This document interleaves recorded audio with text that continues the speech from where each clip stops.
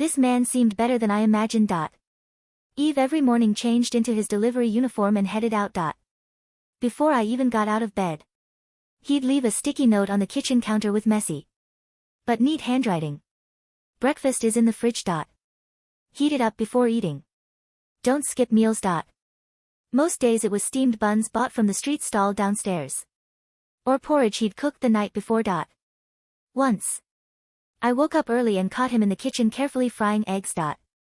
His movements were stiff, and he burned 2 eggs before finally making one with a golden, crispy edge. He didn't notice me standing in the doorway, muttering to himself as he placed the egg on a plate. She said the noodles were good. Hopefully she likes this, too. My lips curved into a faint smile.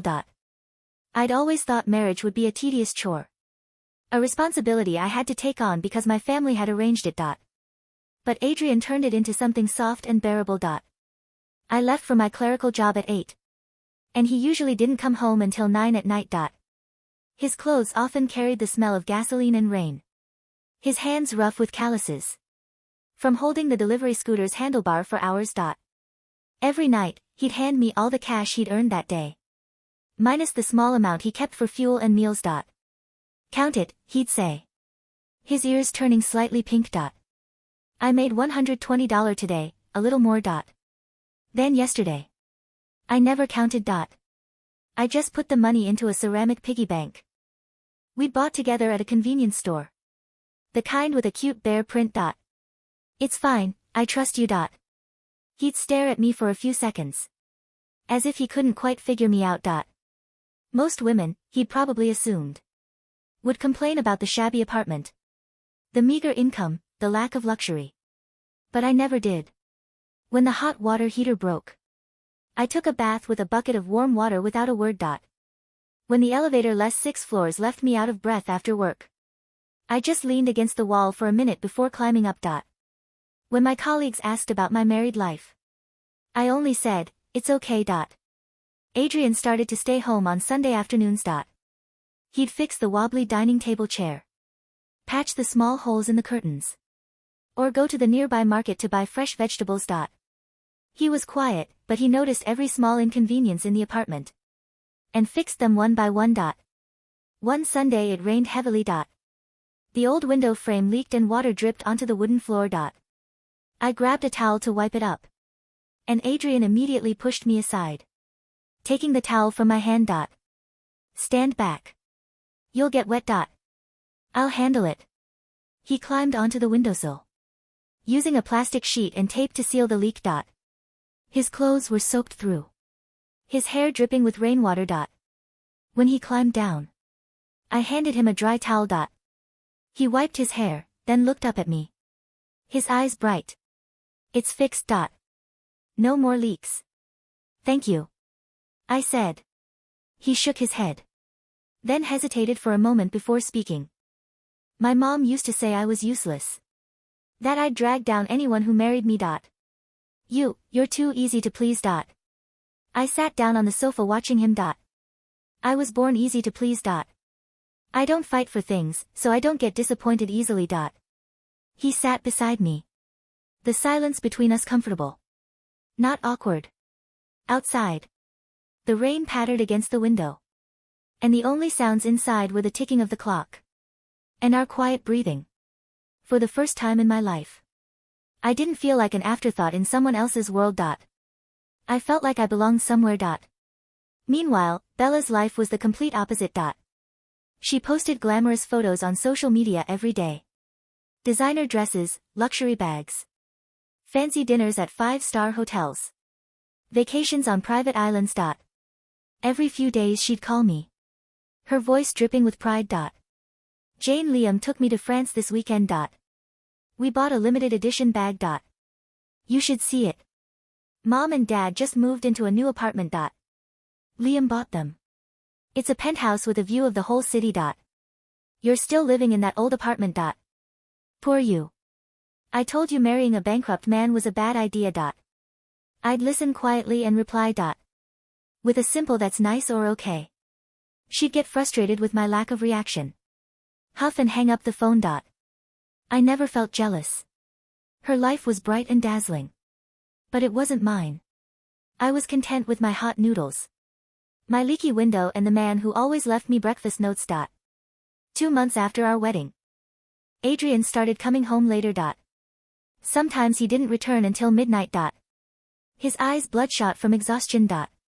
He stopped giving me his daily earnings and instead transferred money into my bank account. Every week, the amount kept increasing. First $500, then $1,000, then $2,000. I got a part-time job doing financial consulting, he explained. When I asked, some old classmates run a small firm. They need someone with my background. I nodded, okay. Don't work too hard. I didn't pry. If he wanted to tell me, he would. If he didn't, it didn't matter. I just made sure to leave a bowl of warm soup on the stove for him every night so he'd have something hot to drink when he got home. One night I woke up to use the bathroom. The living room light was on. Adrian was sitting on the sofa, his laptop open, typing furiously. His face was illuminated by the screen, his expression sharp and focused. Nothing like the gentle, tired delivery driver I saw every day. He was on a phone call, his voice low and commanding. Finalize the acquisition plan by Friday. I don't care about the obstacles. The Sterling Group will be back in full control within 3 months. Tell the board members who opposed me to prepare their resignations. They had their chance when I stepped down. No one can know about my current situation, especially not my wife. She's living a quiet life and I don't want to disrupt it. I froze behind the wall. My heartbeat, which had always been slow and steady, quickened. For the first time. Acquisition plan. Sterling Group board members. This wasn't the language of a part-time financial consultant or a delivery driver. I quietly retreated back to the bedroom. My mind racing. I didn't confront him. That wasn't my style. I just lay in bed staring at the ceiling, listening to the sound of his keyboard typing. Whatever he was doing, he was protecting me from it. That was enough for me. 3 months after our marriage, the city's financial circle exploded with news. Sterling Group, which had been on the brink of bankruptcy, staged a shocking comeback. A mysterious investor injected billions of dollars into the company, restructuring its assets, firing the old management team, and reclaiming all its lost market share. Overnight, Adrian Sterling's name was everywhere. News channels, financial newspapers, social media. All were talking about the young heir who had risen from the ashes. He was no longer the bankrupt, forgotten son of the Sterling family. He was the youngest, most powerful billionaire in the city. I saw the news on my office computer during my lunch break. The photo on the screen was of Adrian, but he looked unrecognizable. He wore a custom-made black suit, his hair neatly styled, his eyes sharp and authoritative. He stood in front of the Sterling Group's towering skyscraper, surrounded by reporters, answering questions with calm confidence. My colleagues gathered around my desk, their eyes wide with shock. Jane, that's your husband, right? The Adrian Sterling you married? I can't believe it. He's a billionaire. You're a billionaire's wife now.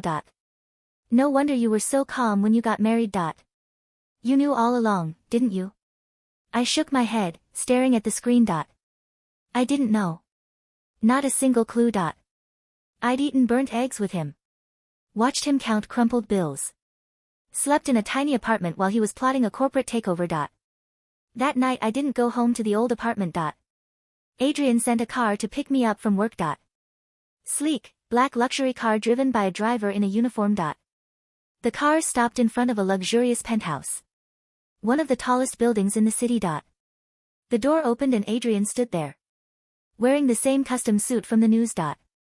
He looked at me, his eyes filled with hesitation and guilt. I'm sorry I kept it from you. I wanted to make sure everything was stable before I told you.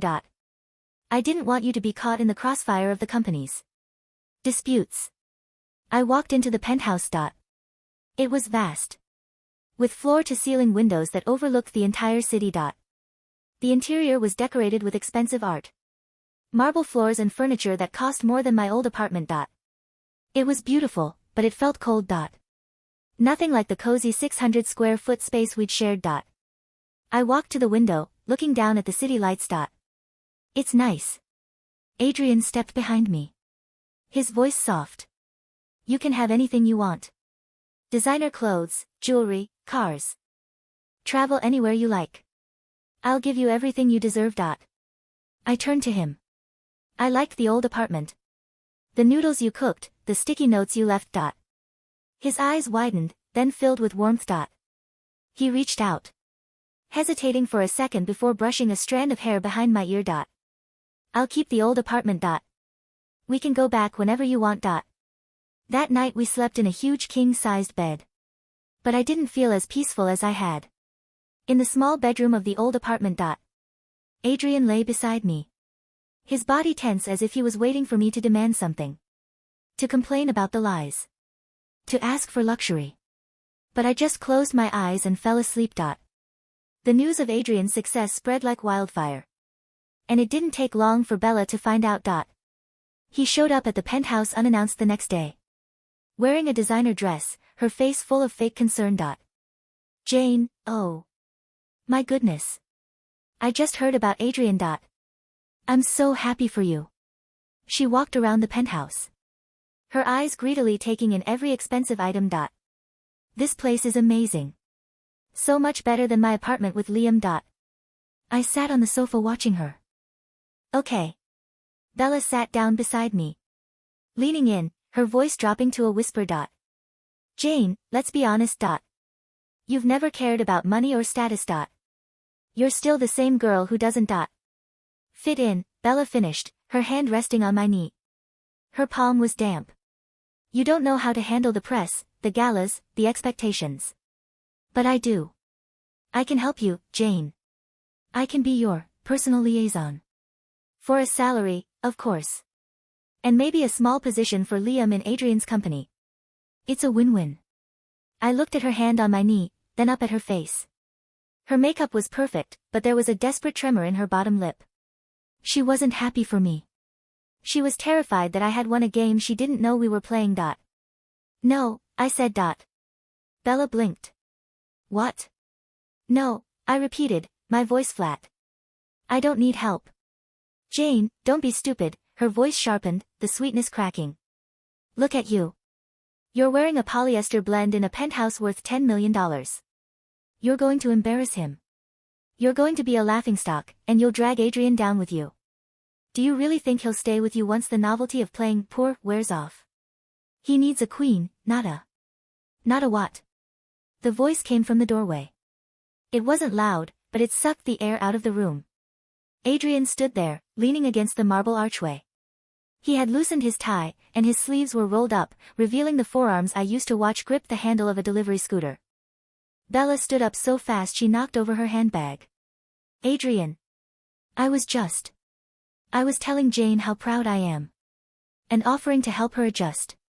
Adrian walked into the room. He didn't look at Bella. He walked straight to me, sat on the arm of the sofa, and placed a hand on my shoulder. His fingers were warm. Jane adjusts just fine, Adrian said, his eyes finally sliding to Bella. They were cold, like the glass of the window behind us.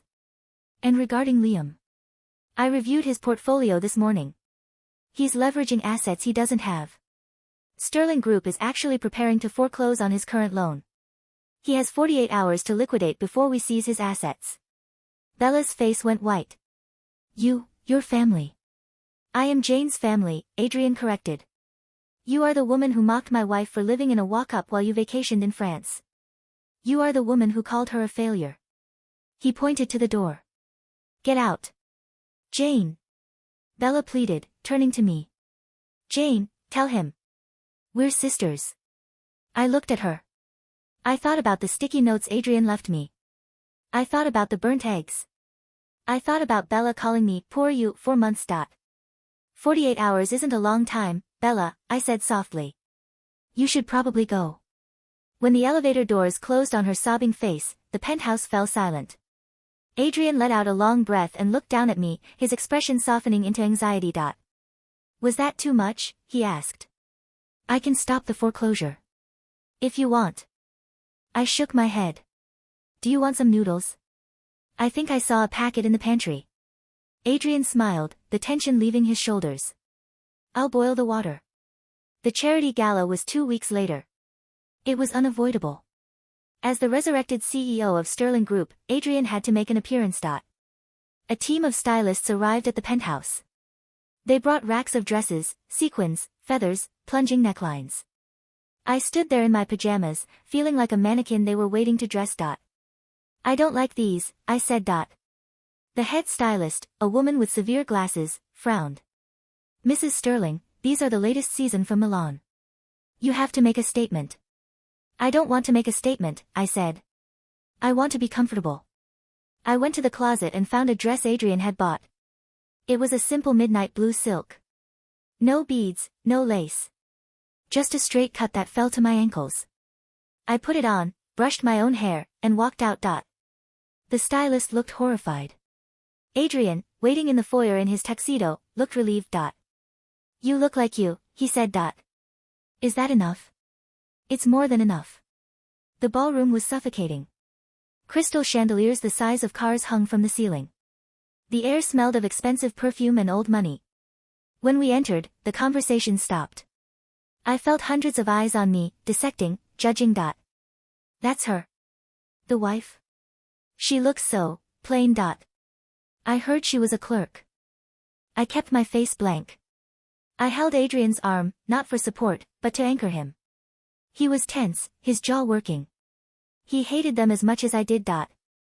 We were approached by a group of men, board members, investors. Among them was Mr. Holloway, a man who had notably voted to oust Adrian 2 years ago. Adrian, Holloway boomed, holding a glass of scotch. Quite the comeback. And this must be the little woman who kept you warm in exile. He looked me up and down with a sneer. Must be quite a change for you, my dear. From scrubbing floors to sipping champagne. Adrian's arm hardened like stone under my fingers. He was about to speak, about to destroy this man, but I squeezed his arm. I looked at Mr. Holloway. I didn't smile. I didn't frown. I never scrubbed floors, I said. My voice was quiet, but in the circle of silence, it carried. I worked in data entry. And the floors in our apartment were wood. Adrian fixed them when they leaked. Holloway blinked, confused by the literal answer. I was speaking metaphorically. And, I interrupted, Adrian makes better porridge than the catering here. This champagne is warm. I turned to a waiter passing by. Could I just have a glass of water? Ice, please. A few people chuckled. Holloway looked foolish, his insult sliding off me because I simply refused to be insulted. I wasn't playing their game of status. I was just stating facts. Adrian looked down at me, and for the first time that night, his smile was genuine. It was a smirk, really. You heard my wife, Adrian said to Holloway, his voice dangerous. The champagne is warm. Fix it, or leave. We spent the rest of the night in a corner. I ate bread rolls. Adrian watched me eat them like it was the most fascinating thing in the world. My parents came to dinner on a Tuesday. They hadn't visited the old apartment once. Not once. But the penthouse. They arrived 10 minutes early. My mother wore her best pearls, my father brought a bottle of wine that cost more than my monthly salary used to be. They sat on the Italian leather sofa, stiff and smiling. We always knew, my mother said, sipping tea. We always knew Adrian was special. Didn't we, Howard? Absolutely, my father agreed. That's why we arranged the marriage.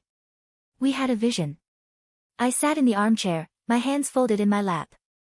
You arranged the marriage because the Sterlings promised to pay off your gambling debts, Dad. And you picked me because Bella threw a tantrum and refused to marry a bankrupt man. The room went silent. The ticking of the grandfather clock seemed very loud. Jane, my mother laughed nervously. Don't be so dramatic. We did it for your future. It's okay, I said. I'm not angry. And I wasn't. That was the strange part. Looking at them now, these people who were supposed to love me, I felt nothing. No anger, no resentment. Just a dull realization that they were strangers. We were thinking, my father cleared his throat. Now that things are settled. The house is getting old. The roof needs repairs. And your mother has been eyeing a vacation home in Florida. I looked at Adrian. He was watching me, waiting for my cue. He would write them a check if I asked. He would throw them off the balcony if I asked. I can give you the number of the contractor Adrian used for our window, I said. He's very affordable. My mother's smile faltered. Jane, dear, we're talking about family support. I support you, I said. I visit once a month. I call on birthdays. We need money, Jane, my father snapped, the mask slipping. You're sitting on billions. Your sister is losing her house because your husband is vindictive, and you're offering us a contractor's number. I stood up. Adrian isn't vindictive. He's just fair. Bella wanted a rich husband, she got one. Now she has to live with his choices. I wanted a husband who came home at night. I got one. I walked to the door and opened it. I'm tired, I said. I have work tomorrow. You still work? My mother asked, disgusted. Why? Because I like it, I said. Good night. They left, grumbling and furious. When the door clicked shut, I felt lighter. Adrian came up behind me and wrapped his arms around my waist, resting his chin on my head. I'm proud of you. They won't come back, will they? Not for a while, he promised. The corporate world was a battlefield, but Adrian was winning. However, the higher he rose, the more time it took. 6 months in, the old pattern returned. He was coming home late. Midnight. 1 a.m. He smelled of coffee and stress, not rain and gasoline. He stopped fixing things around the house because we had staff for that now. I missed the sticky notes. One Tuesday, I woke up, and he was gone. No note. Just a cold side of the bed. I went to work. I did my filing. I came home. The penthouse was empty. The maid had left dinner in the fridge, duck confit. I heated it up, but it tasted like nothing. I walked into the bedroom and opened the closet. I pushed aside the silk dresses and the custom suits. In the back, tucked away in a plastic bag, was his old delivery uniform. It was stained and worn. I took it out and hugged it. It smelled like the old apartment. I made a decision. I packed a small bag. Just my old clothes. I took the piggy bank with the bear print, it was still heavy with the coins we used to save. I left the credit cards Adrian gave me on the Marble Island. I didn't leave a note. He hadn't left me one. I took a taxi to the old apartment. We hadn't sold it. Adrian had kept it, true to his word, though we hadn't visited in months. The key stuck in the lock, but eventually, it turned. The air inside was stale. Dust motes danced in the streetlight filtering through the window. The leak Adrian had fixed was still holding. The chair he had glued was still solid. I opened the window to let the air in. The sounds of the street below, honking cars, vendors shouting, the hum of the city, filled the room. It was loud, but it felt like music. I boiled water in the old kettle and made instant noodles. I sat on the floor, eating them out of a styrofoam cup. For the first time in 6 months, I could breathe. I fell asleep on the sofa, wrapped in an old blanket. I woke up to the sound of pounding. Jane. Jane, open the door. It was Adrian. I sat up, rubbing my eyes. The sun was streaming in. I walked to the door and unlocked it. Adrian burst in. He was wearing his tuxedo from whatever event he had been at the night before, but it was ruined. His tie was gone, the shirt unbuttoned halfway, his hair wild. He looked frantic. He grabbed my shoulders, his eyes scanning me for injuries. Are you okay? Did someone hurt you? Why didn't you answer your phone? My phone is at the penthouse, I said. He froze. He looked around the shabby apartment, at the instant noodle cup on the floor, the piggy bank on the table. You left, he whispered. The fear in his voice was raw. You left me. I didn't leave you, I said calmly. I left the penthouse. Why? He was shaking. Jane, I can buy you anything. Is it the staff? I'll fire them. Is it the location? We can move. Paris? Tokyo? I don't want Paris, I said. I want breakfast. He stared at me. Breakfast? I want the sticky note, I said. I want you to tell me to eat. I want you to come home before my eyes close. You became a billionaire again, Adrian. That's great. But you stopped being my husband. He stepped back, hitting the back of his legs against the wobbly table. He sank onto one of the chairs. He put his head in his hands. I thought. His voice broke.